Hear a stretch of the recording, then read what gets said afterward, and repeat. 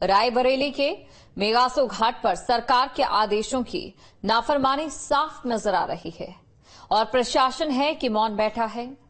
मेगासो घाट को देखकर लोग कोरोना काल को याद कर रहे हैं, जहां नदी किनारे रेत में सैकड़ों की संख्या में दबे हुए शव पाए गए, क्योंकि रायबरेली में भी अब कोई ऐसे शव देख रहे हैं जिनका दाह संस्कार नहीं किया गया, बल्कि रेत में ही दबा दिया गया, जबकि ऐसा करने पर रोक लगी है।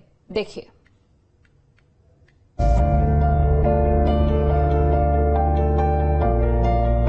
केंद्र सरकार नमामि गंगे परियोजना की जरूरत और प्रसार को देखते हुए हर साल औसतन 1600 करोड़ रुपए का खर्च करती है। मकसद होता है कि गंगा नदी को स्वच्छ बनाया जाए। उत्तराखंड के पहाड़ों से उतरते ही मैदानी इलाकों में इसकी साफ सफाई पर इसके पानी की तरह ही पैसा बहाया जाता है। इसके लिए गंगा में गिरने वाले नालों को रोका जाता है और सरकार गंगा किनारे शवों को दफनाने पर पाबंदी भी लगाती है। लेकिन यूपी में ये पाबंदी कितनी कारगर है, इसका खुलासा रायबरेली की गंगा नदी को देखकर लगाया जा सकता है।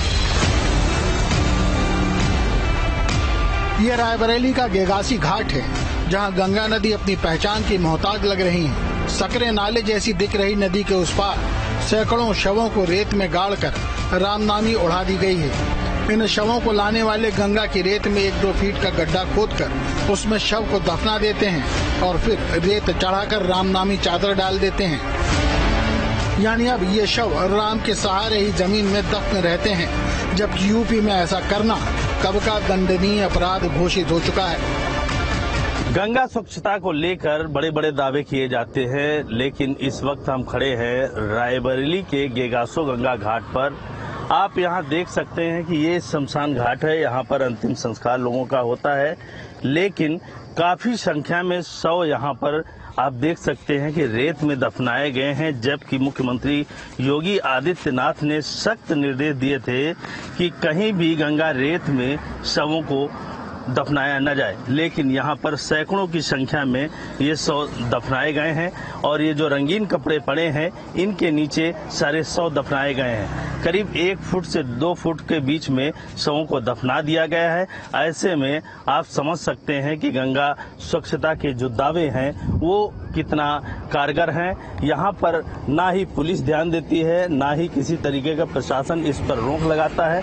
आए दिन यहाँ पर शवों को इसी गंगा रेत में दफना दिया जाता है। दरअसल इन दिनों भीषण गर्मी के चलते यूपी में मरने वालों का आंकड़ा बेतहाशा बढ़ा है। यूपी में 20 शहरों में पिछले 17 दिनों में 2100 से ज्यादा लोगों की मौत हो चुकी है, जिसमें से 400 से ज्यादा लावारिस लाशें भी हैं, जहां आम दिनों की तुलना में 4 गुना लावारिस लाशें मिल रही हैं। माना जा रहा है कि जो शव लावारिस रहते हैं उनके दाह संस्कार पर खर्च करने वाला उन्हें रेत में ही दफना दिया जाता है।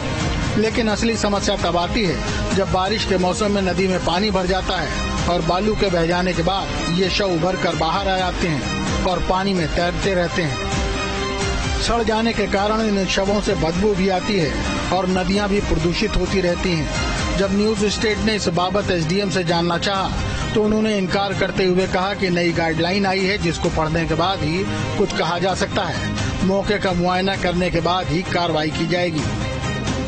रायबरेली के गेगासो गंगा तट पर जो गंगा रेत में शव दफनाए जा रहे हैं, इस पूरे मामले को लेकर जब गेगासो क्षेत्र में लालगंज तहसील क्षेत्र पड़ता है और यहाँ पर जो एसडीएम मौजूद हैं उनसे जब जानकारी करने की कोशिश की तो एसडीएम नवनीत शुक्ला ने कहा कि अभी हमने 2 दिन पहले यहाँ पर चार्ज संभाला है और अब आपके द्वारा जो जानकारी दी जा रही है ये बेहद ही गंभीर है और इसको लेकर के हम मौके का निरीक्षण करेंगे और उसके बाद तत्काल इस पर रोक लगाई जाएगी, क्योंकि ये बेहद गंभीर मामला होने के चलते वहाँ पर जो लोग हैं उनको बुलाकर उनसे बातचीत की जाएगी और कि आगे से कोई भी शव गंगा के रेत में न दफनाया जाए। दरअसल 2021 में कोरोना काल के दौरान देश भर में बड़ी संख्या में कोरोना से मौत हुई थी और यूपी में अधिकांश जिलों में नदी किनारे दफनाए गए शव पाए गए थे।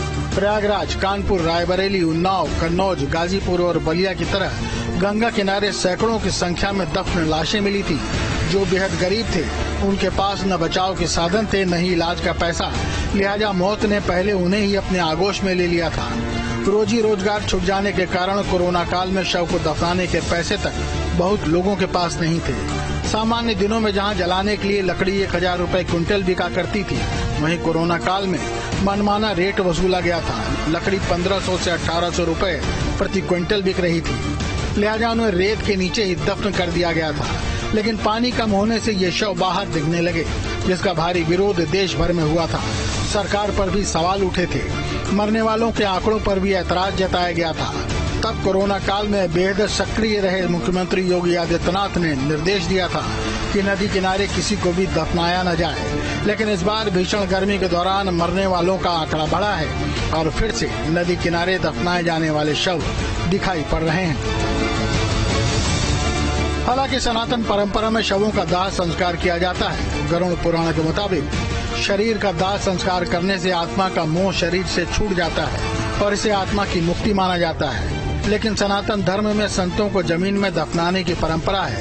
गरुड़ पुराण के अनुसार संत पुरुषों और भिक्षुओं को भी जलाने के बजाय दफना दिया जाना चाहिए, क्योंकि उनके शरीर में रहते हुए भी उनकी आत्मा को शरीर से कोई लगाव नहीं रह जाता।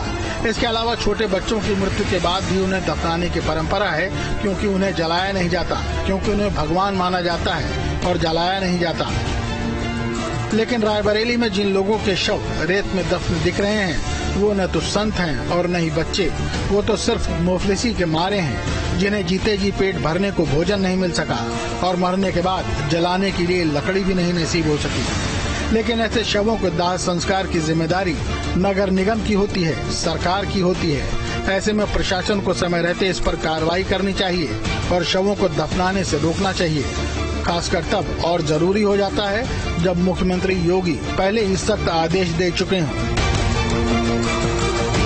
अब ऐसे में समझा जा सकता है कि गंगा स्वच्छता को लेकर सरकार के जो दावे हैं वो कितने कारगर हैं, जबकि यहाँ पर कोई भी प्रशासन इस पर नजर नहीं दे रहा है और बराबर शव दफनाए जा रहे हैं, जिसको लेकर यहाँ स्थानीय लोगों में भी आक्रोश बना हुआ है, क्योंकि ये शव बारिश में उखड़कर बाहर निकलेंगे और कुत्ते और जानवर इसे गांव की तरफ इन हड्डियों को लेकर जाएंगे, जिससे दुर्गंध फैलेगी।